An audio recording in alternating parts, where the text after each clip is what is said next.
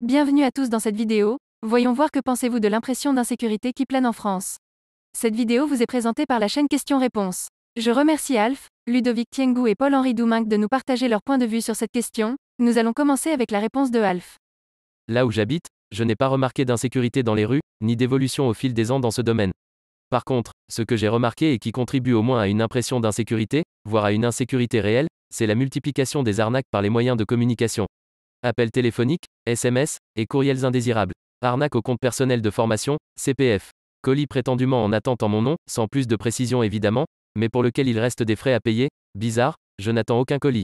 Ma vignette critère qui ne serait pas à jour, et il faut que j'en commande une, le seul petit hic étant que je n'ai plus de voiture depuis de nombreuses années. Ma carte vitale qui ne serait pas à jour, pour laquelle il faudrait que j'aille entrer plein d'informations personnelles sur http://arnaque.com. Les classiques iPad, iPhone, etc. que j'aurais déjà gagné, sans avoir participé au moindre concours, et qu'il me suffit de réclamer. À condition de payer les frais de port bien sûr. Pas besoin de donner mon adresse, ils me font confiance. J'en oublie sûrement. Ayant une forte tendance personnelle à envoyer balader toutes les catégories possibles d'emmerdeurs, ça n'est pas que ça m'affecte vraiment personnellement, mais devant la multiplication de ces types d'arnaques, je pense à tous les petits vieux qui ont l'habitude de vivre dans un monde différent, et qui se font avoir.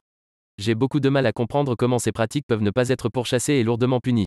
Par ailleurs, sujet relié bien que légèrement différent, je pense à toutes ces boîtes autrefois publiques mais devenues privées, télécom, eau, gaz, électricité. Et même les banques, auxquelles mes parents pouvaient autrefois vouer une confiance totale parce que leur seul objectif était celui du service public, et qui maintenant, sans être tout à fait du côté de l'arnaque, cherchent tout de même à maximiser leurs profits sur le dos de leurs clients, en vendant des assurances inutiles, des abonnements surgonflés, voire des prestations imaginaires, font des augmentations de tarifs impromptues et non justifiées. Bref, le point commun que je vois à toutes ces pratiques, c'est l'augmentation de la malhonnêteté en col blanc, autrement dit des gens éduqués, qui montent des arnaques, dont la plupart fonctionnent bien et longtemps, sans être inquiétés par le pouvoir politique ni judiciaire. Je pense que cela contribue durablement et profondément à un sentiment de délitement de la société, et à une profonde perte de confiance dans les divers acteurs économiques.